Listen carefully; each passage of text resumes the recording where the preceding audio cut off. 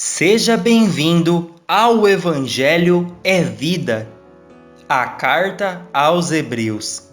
Graça e paz daquele que vive para todos sempre. O Evangelho é vida, meus irmãos. Nós estamos aqui no último versículo do primeiro capítulo da carta aos Hebreus. Passamos já por todos os assuntos desse capítulo maravilhoso, que é o maior capítulo de exaltação a Jesus e ao mesmo tempo é o maior capítulo que mostra o chamado e o trabalhar dos anjos. Nós estamos aqui no versículo 14. Nós estudamos já boa parte do versículo 14. Diz assim: não são todos eles, falando dos anjos, espíritos, ministradores? Estudamos isso. Enviados, são diáconos, são apóstolos, e para o serviço são diáconos, são litúrgicos, são apóstolos, são diáconos, certo? E nós estamos estudando aqui para o serviço, ou para servir, diaconia, certo? A palavra no grego é diaconia, a mesma palavra usada para diácono, e nós estamos vendo que os anjos servem a Cristo. No Antigo Testamento, os anjos serviram com o propósito de que o Filho viesse, de que o Messias encarnasse. Tanto que quando o Messias nasceu, houve grande alegria no céu. Os pastores viram, os pastores contemplaram, os anjos cantando, exaltando e adorando, porque o trabalhar dos anjos no Antigo Testamento foi com esse fim, e havia se cumprido o trabalhar dos anjos no Antigo Testamento, protegendo a Israel, abençoando a Israel, cumprindo os propósitos para que o caminho estivesse aberto, com o fim de que o Filho viesse à terra, com que o Senhor Palavra se tornasse carne, o Verbo se fizesse carne. Gabriel deu a notícia do nascimento desse Filho, o trabalhar dos anjos no Antigo Testamento. E quando Jesus, que é o Filho, nasceu, já ali os anjos adoraram. Já ali os anjos estavam presentes, e isso foi relatado por meio dos pastores que recebeu a notícia, que foram convidados a ir e adorar também ao Rei dos Reis e Senhor dos Senhores, o planejador das eras, o que purificaria todas as coisas. Nós vemos que também os anjos estavam agindo em favor de Cristo, eles serviam a Cristo. Nós vemos o sonho que José teve, dado por anjo, certo? Nós vemos a intervenção dos anjos ali nos 3 reis magos, em José, para fugir, para ir embora para o Egito. O fato é que os anjos, eles estavam servindo o Filho. E assim como o Filho foi servido, a igreja também é servida. Porque a igreja é o corpo de Cristo, assim como os anjos serviram o cabeça quando estava na forma de carne, os anjos agora servem o corpo, porque o corpo de Cristo agora, que é a igreja, está ainda em templo carnal, na forma de carne. Então, os anjos estão trabalhando na igreja como trabalharam para o Cristo encarnado, para o Filho que era encarnado, certo? Por isso nós vemos os anjos trazendo a notícia, os anjos avisando os pastores para que pudessem contemplar aquele menino que seria o Salvador, o purificador de todas as coisas. Nós vemos o anjo trabalhando nos 3 reis magos, em José. É maravilhoso, não é? E nós vemos também os anjos servindo a Cristo, né? Olha só o que o próprio Cristo disse para Natanael, quando Natanael ele foi assombrado por uma palavra de Jesus. Jesus deu uma palavra a Natanael e Natanael ficou assombrado com a palavra, porque Jesus tinha visto ele debaixo da figueira. Era um segredo que ele tinha, essa figueira. E então ele diz assim em João 1,51: e acrescentou: em verdade vos digo que vereis o céu aberto, dizendo a Natanael e aos discípulos que eles veriam o céu aberto. Significa céu aberto, significa que o reino de Deus estaria em contato com o reino da terra, que o reino de Deus estaria operando, agindo, se manifestando no reino da terra, que não haveria uma porta fechada, o caminho fechado, estava aberto para Cristo, assim como está aberto para nós também, porque o véu do templo se rasgou de alto a baixo, representando que toda a separação que havia entre o céu e a terra foi rasgado em Cristo.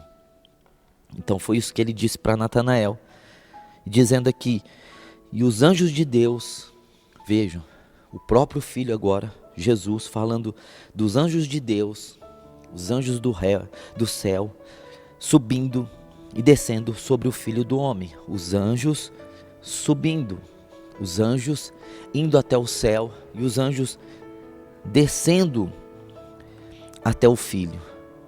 Veja que esse texto ele é maravilhoso, porque diz que primeiro os anjos sobem, para depois os anjos descer. E o que significa isso?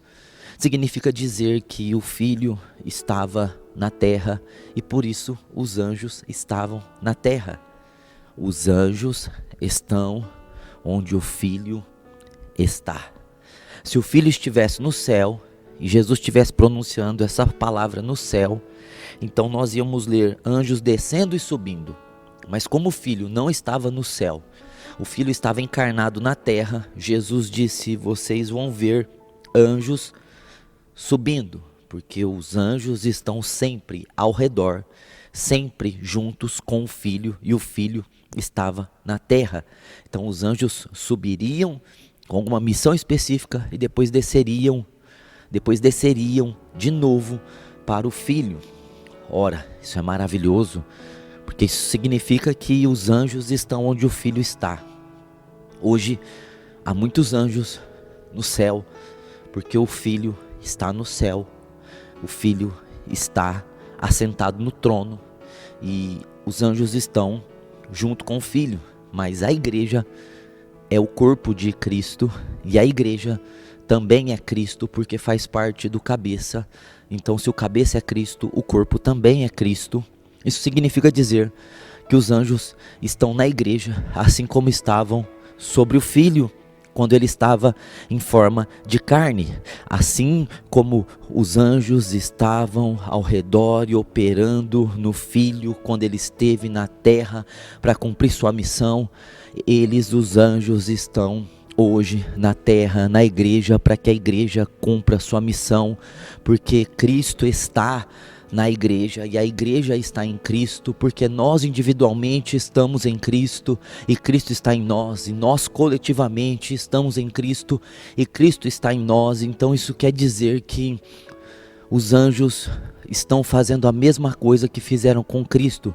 Eles estão subindo primeiro para depois descer, porque nós estamos em Cristo. Então agora, nesse exato momento, se você é um novo nascido do reino, se você nasceu de novo, você é igreja, tenha certeza de uma coisa: anjos estão com você aí, muitos anjos, como estão comigo aqui agora, nessa gravação. Anjos estão conosco para que possamos cumprir o nosso chamamento, assim como eles estavam com Cristo, para que Cristo cumprisse o seu chamamento de vida também.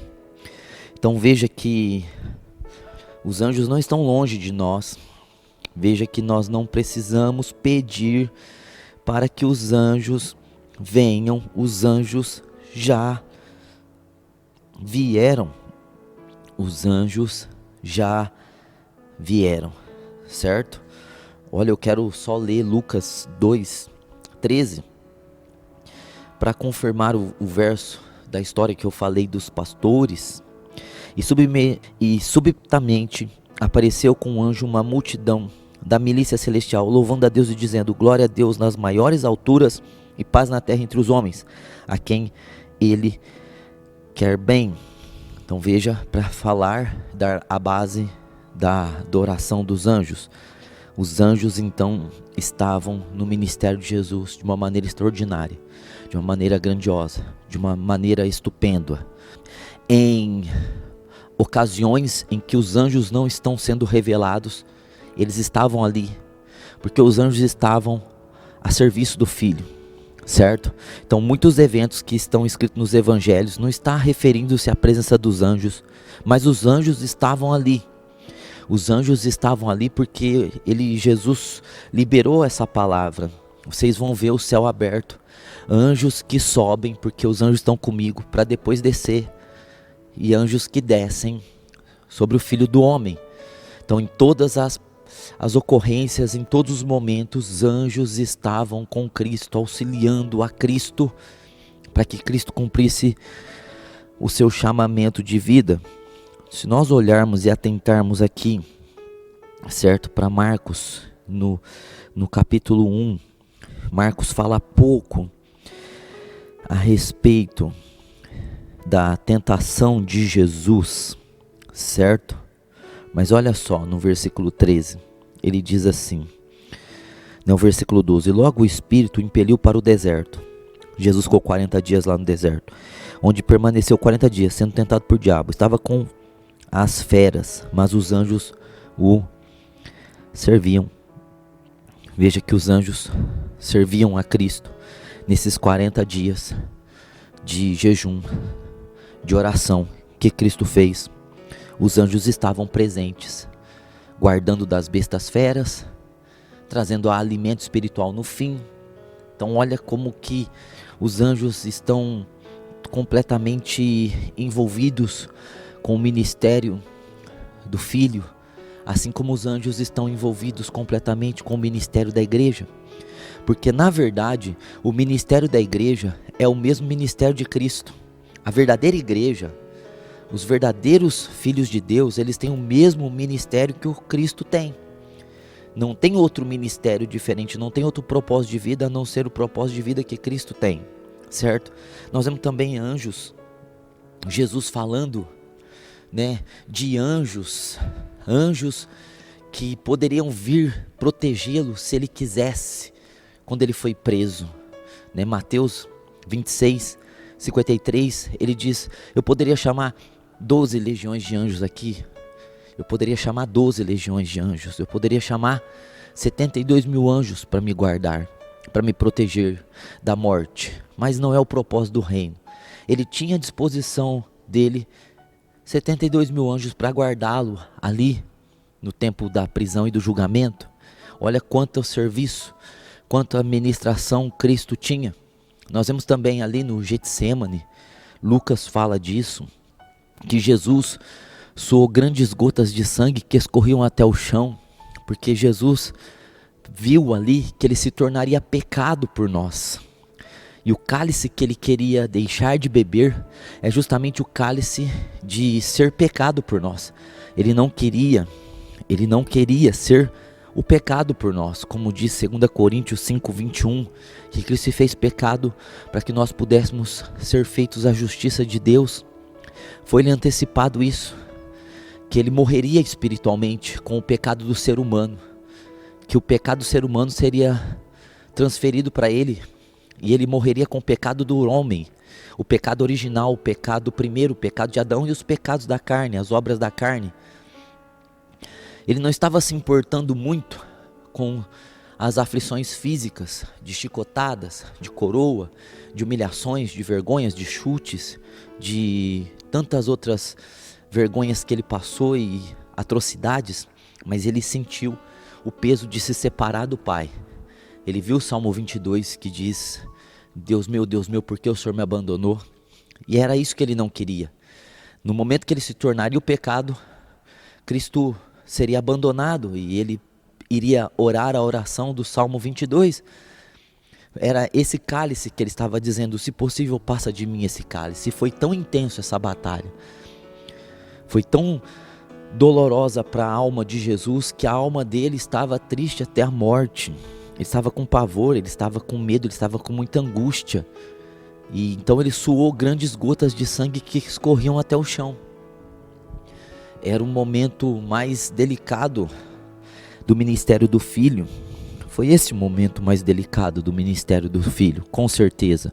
E aí diz a Bíblia, né? Diz o Evangelho de Lucas, no capítulo 22, no verso 43, então lhe apareceu um anjo do céu que o confortava. Veja, o anjo do céu o confortava. Era um momento tão difícil e o anjo serviu a Cristo com conforto, com algum tipo de conforto. A palavra conforto tem um sentido de aumentar a força, de receber força, de tornar-se forte, de fortalecer. Então foi isso, o trabalho do anjo ali. Não foram palavras de carinho, mas foi incentivo, foi força, foi dado a ele um fortalecimento. O anjo faz isso com a igreja.